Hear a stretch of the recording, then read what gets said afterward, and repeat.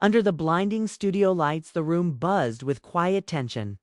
Newsmax's primetime show had just begun, but something felt different. The host, Jake Morzantal, polished and calm like a veteran pilot before turbulence stood center stage. His voice echoed through the massive studio. Tonight, he said, we witness a debate that might just shift the future of political conversation in America. The audience leaned in, aware this wasn't just another back and forth. The camera cut to Alexandria Ocasio-Cortez, known to millions simply as AOC. She stepped into the light, her signature confidence on full display. She wore a crimson suit, her expression focused, eyes sharp. The crowd cheered. She waved, but there was a fire in her jaw like she had come to fight. A moment later, Karoline Leavitt appeared. Her platinum blonde hair gleamed under the lights. Dressed in deep navy, she looked calm, collected. The two women didn't shake hands. Their eyes met briefly, no smiles, no small talk. This wasn't a discussion. This was a battle. Jake Morrison took his seat at the center desk and looked at the camera. Let's begin with a word that has sparked conflict across generations and cultures. Latinx AOC spoke first. Her voice was passionate, polished. Language should evolve with people. Latinx is inclusive. It acknowledges non-binary individuals, and it gives voice to those often ignored. This is about progress. Right. Applause followed. Her supporters in the room nodded, but Karoline didn't react. She waited. When her turn came, she leaned in slightly. The idea of being inclusive sounds noble, she said calmly. But let's talk about facts. According to Pew Research, over 68% of Hispanic Americans reject the term Latinx. They don't use it. They don't want it. Many say it erases their culture. There was a stir in the audience, Karoline continued. This isn't just about words. This is about identity, about respecting the people we claim to protect. Let me show you. Something. The screen behind them flickered. A video began playing. In it, a woman sat in a small restaurant kitchen. Her name was Maria. She spoke in a thick accent, tears welling in her eyes.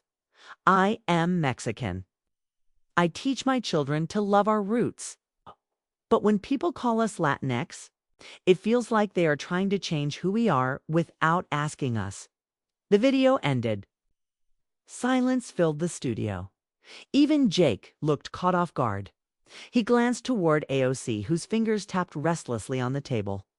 Her team, sitting off camera, leaned into their phones. A flurry of texting.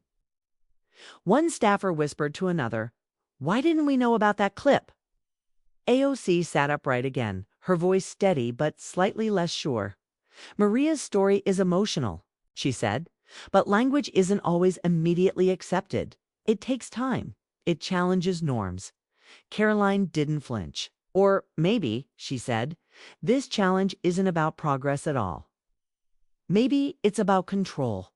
Changing language from the top down without consent from the people it's meant to represent. That's not inclusion. That's imposition. The audience reacted a mix of gasps and applause. AOC's eyes narrowed. Jake Morrison stepped in, sensing the rising tension. Let's keep it respectful, he said, but even his voice carried a tinge of curiosity.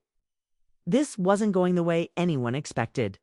AOC's staff grew more frantic. A senior aide whispered urgently to a producer. Cut to break, someone said behind the scenes, she needs time. But Jake, ever the showman, leaned forward. We'll continue live. No breaks yet. AOC turned serious. I've worked with thousands of young Latinos who feel invisible. They see Latinx as a word that gives them space, that includes them. And how many of them voted for that word? Karoline shot back. Were they just told this was the right way to think? It was subtle, but the shift had happened. AOC's confident posture now looked rigid. Karoline remained cool. The crowd sensed the change. Suddenly, AOC's phone lit up on the desk. She glanced at it just for a second. Her expression faltered. Something was wrong, Jake noticed. Everything all right, Congresswoman?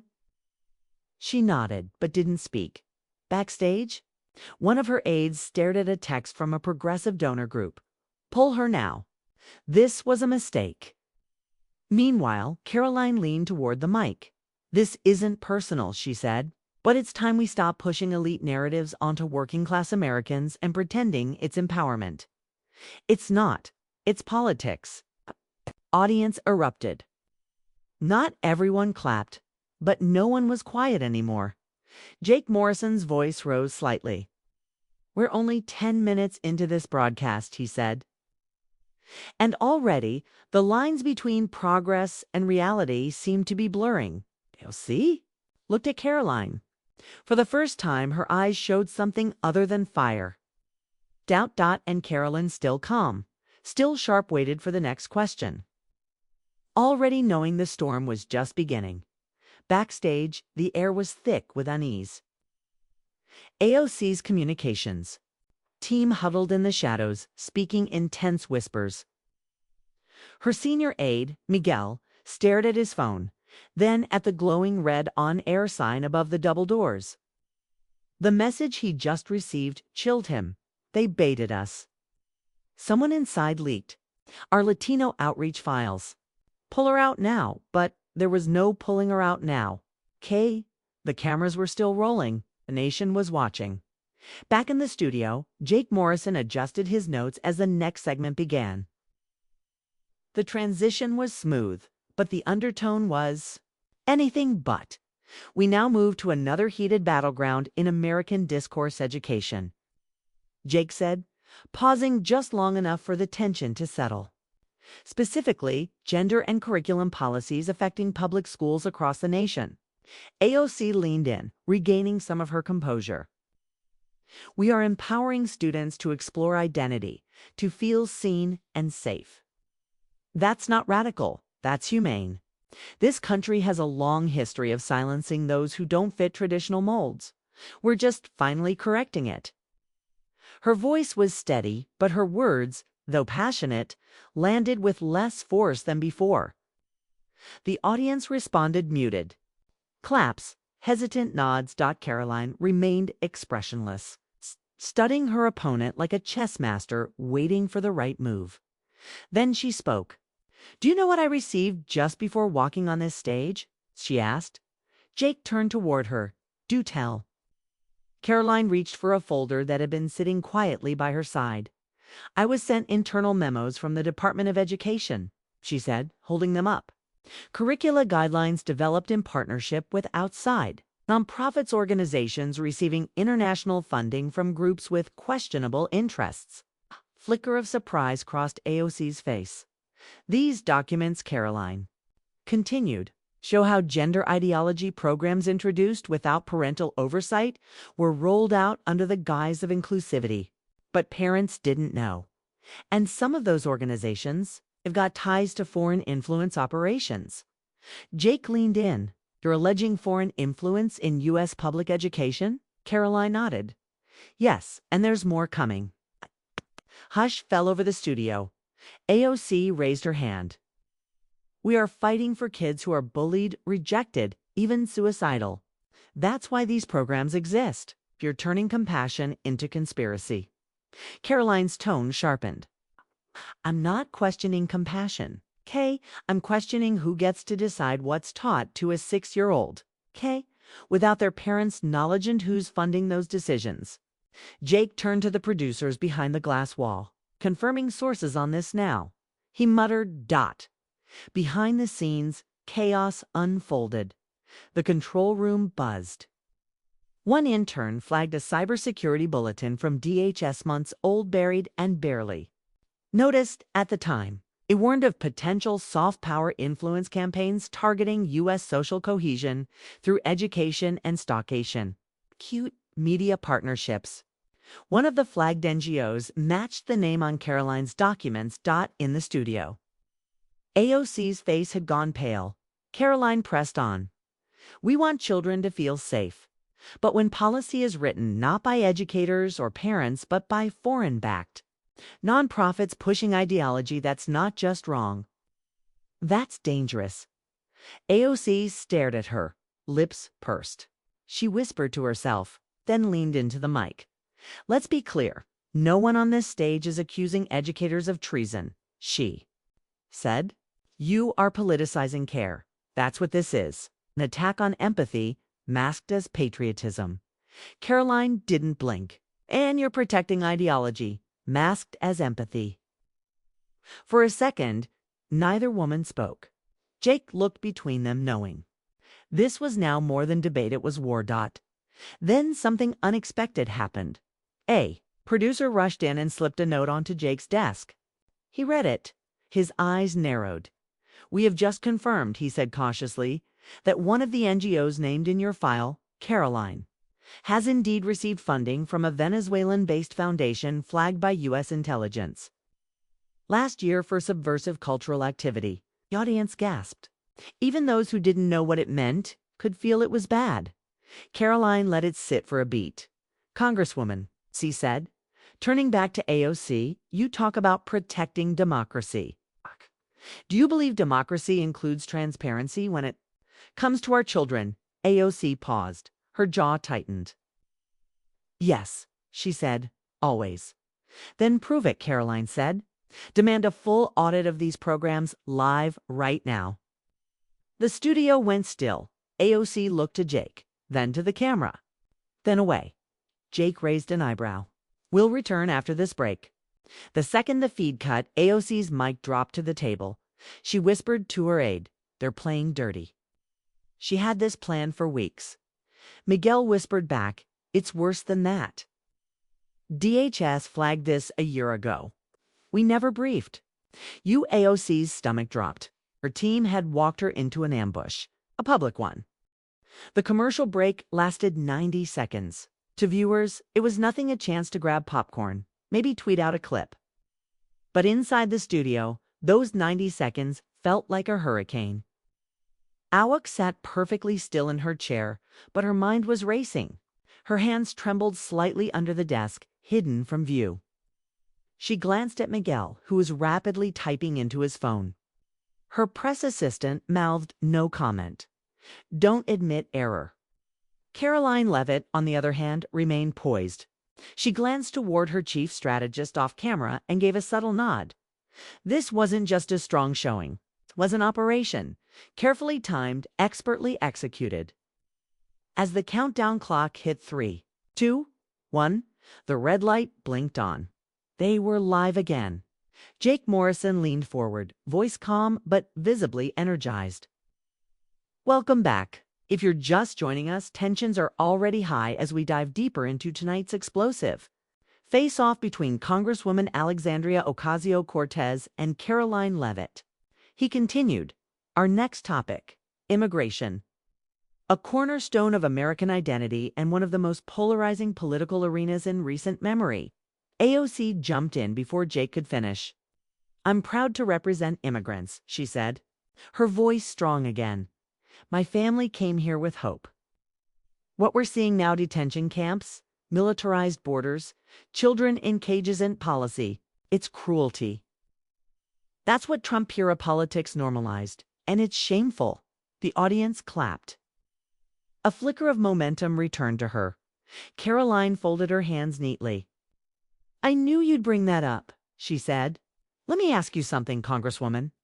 When was the last time you visited the southern border? The question cut. AOC hesitated. A few months ago, 8 months ago, Karoline interrupted, holding up a printout from her folder. You haven't been since last year. And when you went, it was during a staged photo op. Meanwhile, I just returned from Yuma, Arizona. I spoke with border agents, ranchers, and 2 grieving parents whose daughter overdosed on fentanyl smuggled across the border. The screen behind them changed photos of Karoline at the border, wearing boots, standing with agents under floodlights, desert terrain in the background. Then, a short clip played, a woman sobbing in Spanish, describing how her teenage daughter died from an overdose after unknowingly taking a pill laced with fentanyl. Karoline's voice hardened. What's happening at the border isn't about race. It's about law, safety, and sovereignty. We are losing Americans every single day. The studio fell silent again. Jake didn't step in this time. AOC's voice cracked slightly. "I'm not denying tragedy," she said. "But let's not pretend a wall will stop what's happening. Drug cartels are using tunnels, drones, even legal ports. We need intelligence, not fear." Karoline leaned forward. "Then why did you vote to defund ICE surveillance programs?" Last year, the question was a dagger. AOC looked to Jake, then to her notes. "Those programs violated civil rights, and now cartels are more advanced than our law enforcement," Karoline cut in. "Congresswoman, you're not protecting immigrants. You're enabling traffickers." Jake spoke now, his voice carefully neutral. "Let's pull back for a moment. Both of you bring strong positions. But tonight's debate is about more than border security. It's about values. At that." Karoline paused, her expression shifting. She looked directly into the camera. "Want to talk values?" she said, now visibly emotional. "Let me tell you about the man I met last week. Officer Ramirez. 20 years of service, 2 kids, shot by a coyote smuggling weapons into Texas. His wife told me the last thing he said before dying was, 'Tell them to finish the wall.'" A low murmur rolled across the audience. AOC sat quietly, staring at the floor for a moment. "Karoline," she said softly, "I lost my father when I was 19. I know grief, and I know what fear does to people. But let's not use pain as a political weapon." The line struck. A nerve, a few claps, a few gasps. Jake nodded slowly. "We're witnessing a collision not just of policies, but of philosophies. Compassion versus caution. Inclusion versus enforcement." Then, without warning, a phone buzzed loudly near the front row. A man in a suit glanced down and stood up immediately. He whispered to a producer who rushed backstage. Jake's earpiece crackled. His face changed slightly. "Breaking development," he said, trying to maintain control.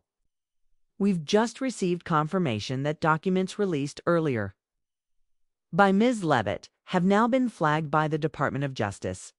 An emergency inquiry is being opened into foreign NGO involvement in school curricula. This is official." The studio broke into chaos. AOC's jaw dropped. She turned to Miguel. "Said this was speculative?" Miguel whispered. "It was. But they're moving fast, probably because of this broadcast." Karoline's eyes narrowed. "You're welcome to walk back your defense of those programs," she said coldly. AOC stood up for a moment, half rising from her chair. "I stand by compassion," she said, trembling slightly. "But I will demand answers, 'cause I won't defend what I don't fully understand." Karoline gave a single nod. "That's the first honest thing you've said all night." Cut in. This debate has just become national breaking news. DOJ inquiry, cross-border tragedy. Ideological confrontation night story will ripple across the political spectrum. Backstage, AOC's campaign phone lit up. Call from Secretary Mayorkas, and across the stage, Karoline's phone lit up too. Secure line, Trump HQ. Whatever this night had started as, it wasn't about talking points anymore. It had become a war, and neither woman could walk away now. The moment the segment ended, studio lights dimmed slightly, casting long shadows across the sleek stage. But the heat between the two women had only intensified. Karoline Leavitt remained perfectly still in her seat, her fingers steepled as she watched AOC. Her expression was calm, but beneath the surface. Her team backstage was already drafting statements, press releases, and tweets. They had expected a counterattack, but not this much silence from the other side. AOC sat motionless, her lips pressed tightly together. She could feel the weight of 1,000 cameras and eyes on her, not just the audience in the studio, but a nation glued to their televisions, waiting for her to rise. Miguel leaned into her ear. "We need to pivot fast. Don't go defensive again. Remind them who you are." Jake Morrison returned after a short segment break with the tone of a man now guiding a live grenade. "Welcome back." What began as a debate between two visions for America has now evolved into a full-blown investigation. confirmed just minutes ago by the Department of Justice. And yet the night isn't over. He turned toward AOC, Congresswoman Given. The DOJ's development and your past support for the school programs now under inquiry. Do you still stand by the broader progressive education agenda? AOC finally raised her head. I stand by the American people, she began, her voice even but firm. I stand by children who are bullied into silence by communities left out of policy decisions for generations. But I will not stand by any program, no matter how well-intentioned, that risks being influenced by foreign interests. A brief silence. Then I want a full audit. And I will be the first to demand transparency from every agency involved. The crowd gave a respectful round of applause, but it wasn't roaring. Karoline had set the tone for the evening, and now the nation watched as AOC tried to reclaim it. Karoline didn't blink. That's good to hear, she said. 'Cause the American people deserve honest and ideology dressed up in emotion. She let the line linger, then added, but we can't stop at education. What about international funding to climate NGOs? Or voter outreach groups with overseas connections? Do you want transparency there too? Jake cut in. Let's not get ahead of ourselves. We'll get to climate and campaign finance in our final segments. But first, let's talk about the system itself. He stood and walked toward a graphic on the screen behind a man outline of the American political structure, overlaid with arrows, red lines, and question marks. We've talked about education and immigration. But tonight, what's on trial may be something much deeper. Trust in American institutions. From the FBI to the school board to city councils, Americans, left and right, are losing faith. Karoline jumped in. That's because our institutions have become political weapons. Just ask the parents who are labeled domestic threats for speaking at school board meetings, AOC shot back. Or ask the teachers accused of being groomers for discussing basic human dignity. Jake nodded. You're both describing a system at war with itself. The audience was still, but the tension was now electric. AOC's tone changed slower now, more deliberate. Karoline, when I first entered Congress, I believed in something radical listening. But what I've learned is that politics doesn't reward listening. It rewards noise. And sometimes that noise drowns out truth. Karoline looked at her, eyes narrowed. And what truth have you found, Congresswoman? That America needs re-education. That patriotism is dangerous. AOC met. Her gaze, no. That power corrupts. And that your side is just as capable of weaponizing morality as mine is of losing it. A pause.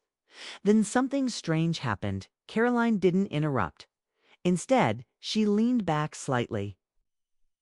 For the first time tonight, she looked less like a strategist and more like a soldier standing over battlefield smoke, breathing it in. Jake sensed it too. Ladies, he said, I want to end this segment with a question that may define this moment more than any policy. As the show resumed, the air inside the studio had transformed. It wasn't just the live audience leaning in. Now it was a watching world. News feeds were ablaze with headlines. Social media lit up with hashtags. Hashtag AOCV's Leavitt. Hashtag DOJ inquiry. Hashtag America Crossroads. And quietly, across diplomatic back channels, foreign embassies requested immediate briefings. Jake Morrison stood once again, this time more somber. We're back, he said, his voice low but steady.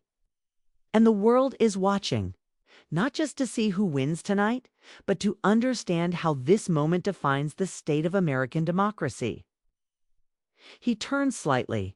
Congresswoman Ocasio-Cortez. Ms. Leavitt, this segment will explore campaign finance and foreign influence. Both of you have accused the other's political side of corruption. But tonight, the question is, who's actually compromised? Karoline Leavitt struck first. There's a pattern, she began, her voice crisp and controlled. Progressive nonprofits receive millions in donations, often funneled through layers of shell organizations. Some of these groups, like Justice, United in Green Democracy Collective, have direct financial links to international think tanks based in Brussels and Geneva. Jake raised a brow. You're suggesting foreign governments are funding U.S. political activism? Karoline nodded. Not directly, but through proxies. Influence laundering. You know it. I know it. And I have the paperwork. She lifted a folder. Her team had prepared it, well-highlighted names, money trails, tax filings. The camera zoomed in. The visual was powerful. AOC smirked, but there was tension behind it, let's be honest. She said, folding her hands. Karoline is trying to connect activism with espionage. But here's the truth. Those nonprofits fight for the voiceless. Clean water, racial equity, climate justice. What she's calling influence is really alliance. Global cooperation. Karoline shot back. There's a difference between cooperation and co-opting. Americans didn't vote for Brussels bureaucrats to write our education policy or fund our political ads. AOC didn't flinch. And Americans didn't vote for billionaires to control digital algorithms, silence critics, and amplify lies. Don't lecture me about influence while you're backed by the same super PACs that tried to overturn a national election. Jake held up his hand. Both of you are accusing the other side of selling out. But who's actually accountable? A beat. Then Karoline leaned forward. I'll disclose every dollar my PACs take today. Will you do the same for your nonprofits and international partners? AOC nodded slowly. I'll match you. Full disclosure. But don't forget, some of us don't have billionaires on speed dial. Karoline's eyes glinted. No, you just have George Soros. The audience gasped. Jake's voice cut in quickly. Let's keep this substantive. But the damage was done. The phrase had entered the bloodstream of the conversation, and by now, millions of viewers were tweeting it, clipping it, spinning it. Backstage, AOC's Chief of Staff whispered to an aide, pull all foreign donor records now. Cross-check everything. On the other side, Karoline's legal advisor muttered, make sure that Soros reference doesn't come back as defamation. Triple-check the sourcing. And yet, even as the mudslinging escalated, there was something deeper building. Jake knew. He felt it in his gut. We've talked about money, he said. Now, let's talk about something that can't be measured. Fear. Both women turned toward him. Miss Leavitt, you speak often of protecting the real America. What? Are you afraid is being lost? Karoline paused. This was not a setup. This was personal, I'm afraid, she said, voice softening, that we're becoming a country ashamed of itself, afraid to teach history, to celebrate faith, to enforce law. I traveled to small towns, forgotten by media. They're not angry because they hate. They're angry because they're being erased. Jake nodded, then turned. Congresswoman, same question. AOC hesitated. I'm afraid, she said quietly, that we're building a democracy where only one kind of voice counts, where people who look like me, speak like me, or believe in something different are treated as threats. That's not freedom. That's fear disguised as patriotism. For the first time all night, they weren't shouting. They were human, wounded. Honest. But outside that studio, the machine never stopped. At that exact moment across the Atlantic, a Reuters wire reported that the European Commission had opened a probe into US campaign donations flowing through environmental partnerships simultaneously. In Virginia, a whistleblower leaked emails from a data analytics firm, confirming that at least one 2024 campaign had used AI-enhanced targeting sourced from non-domestic servers. Back in the studio, Jake got a new message in his earpiece. His face hardened. This just in, he said. We have confirmation that both the Leavitt and Ocasio-Cortez's campaigns are now under preliminary review by the federal election commission pending investigation into cross-border digital assets. AOC's eyes widened. Karoline's hand froze mid-air. Jake looked into the camera. Ladies and gentlemen, this is no longer just a debate. It's a reckoning. And in the control room, the line between journalism and intelligence had officially blurred. Phones vibrated in the control room. Producers whispered in corners. On Twitter, foreign interference was already trending alongside Leavitt and AOC. But inside the studio, the lights burned on hot, relentless, blinding. Karoline Leavitt and Alexandria Ocasio-Cortez now sat inches apart, their faces lit not just by the studio glow, but by the weight of something greater than either had anticipated. This wasn't a battle of talking points anymore. It was about survival, political, personal, perhaps even national. Jake Morrison returned, a tablet in hand, the latest headlines scrolling live. "We're entering the final stretch," he said, his voice low and focused. "And we've just received confirmation that the Senate Intelligence Committee has called for a closed-door briefing involving both your campaigns. This is unprecedented." Look to both women. Now, we ask the question every American is asking tonight: who can we trust? Silence. Karoline sat upright. No longer the composed firebrand, her voice was clear but quieter now. "Trust," she said, "is earned through truth. And the truth is, we've let algorithms replace instincts. Foreign dollars now slip through the cracks of digital wallets. People are being manipulated not with weapons, but with words." She turned slightly, not to Jake, but directly to AOC. "And while you fight for representation, Congresswoman, what you've missed is that representation without accountability becomes theater. This nation doesn't need more actors, it needs leaders." AOC's jaw tensed, but she didn't respond in kind. She leaned forward, her voice slower, richer. "You think I missed the point?" She said, "Karoline, I grew up in a one-bedroom apartment with a mother who worked nights to keep the lights on. I faced death threats for talking about race and power. I've sat in hearings where my identity was a punchline. And yet I never backed down." She took a breath. "You think your side owns pain? You think only small-town Americans feel invisible? Try walking through Washington with brown skin and asking for clean water for your district. See what doors stay shut?" The audience was silent. The tension now wasn't hostile, it was combustible. Jake looked between them. "You're both right and both wrong," he said. "Because while you've been fighting each other, the American public has been watching their trust erode not because of policies, but because of politics." He tapped the screen again. New intelligence reports suggest at least 2 major U.S. political data firms were approached by international consultants using encrypted communication methods traced to Eastern Europe and North Africa.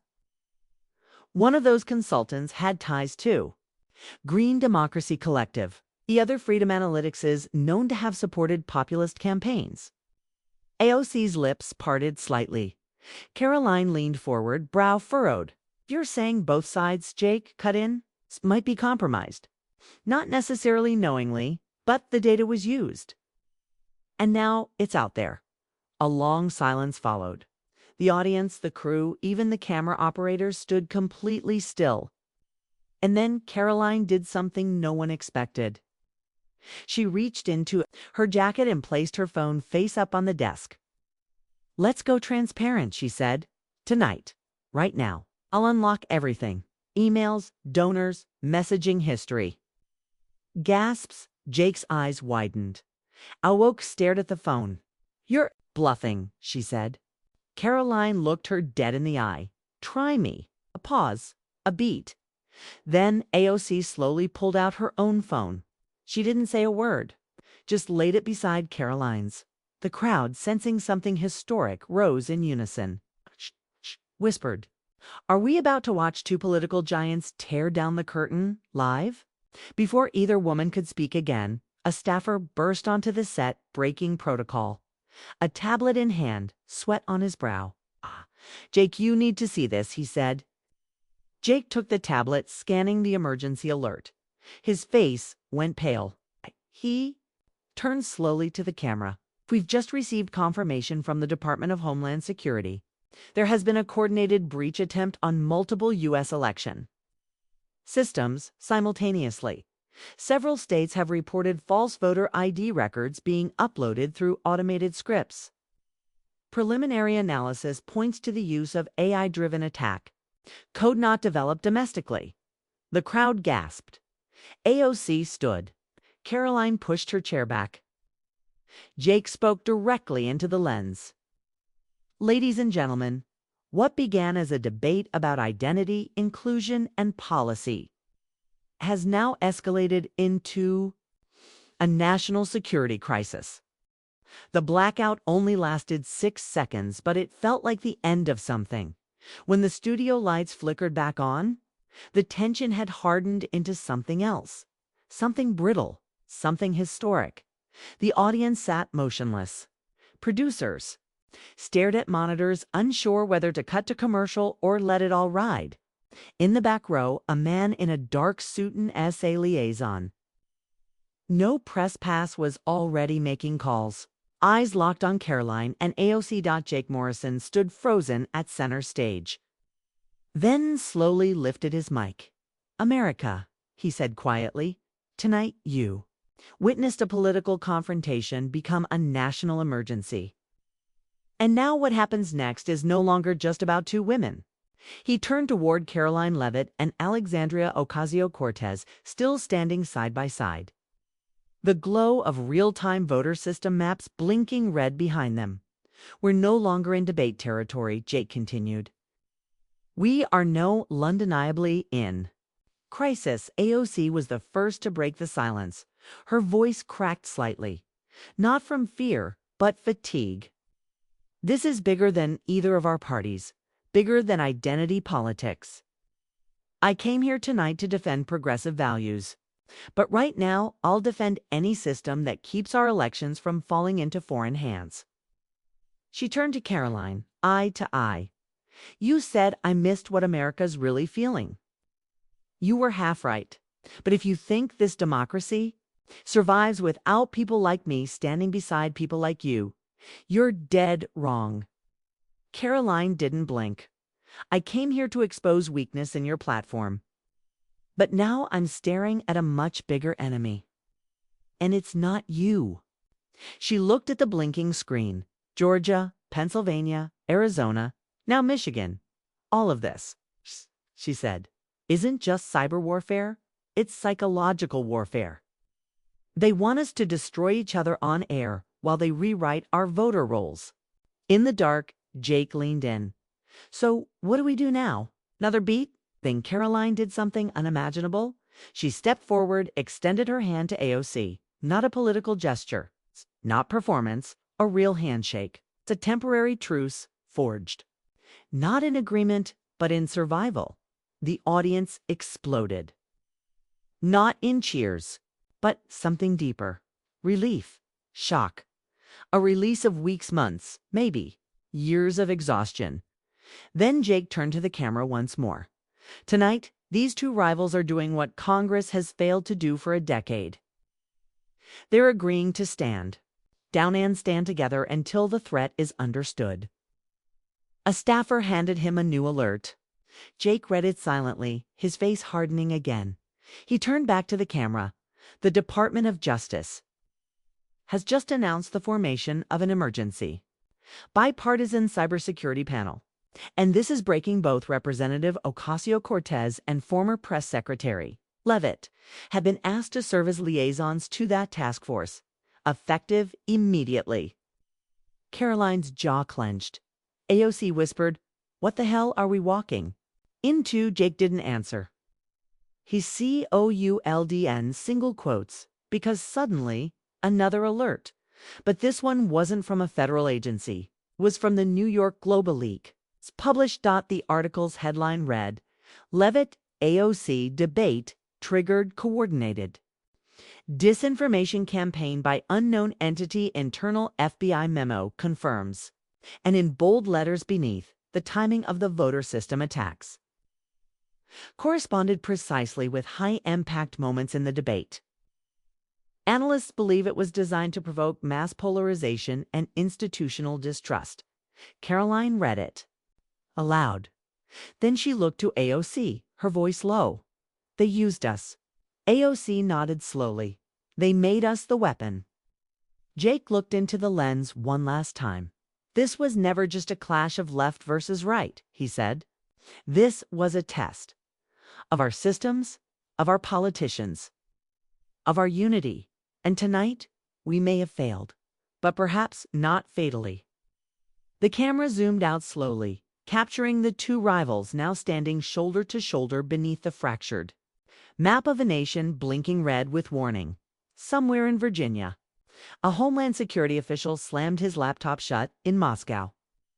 A Cyber Command officer logged off, smiling faintly, and in a quiet town in Pennsylvania, a middle-aged woman, indecided, cynical, tired of all of it, sat back in her chair and whispered finally.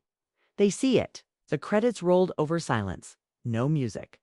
No voiceovers. Just a long, uninterrupted feed of two women once enemies.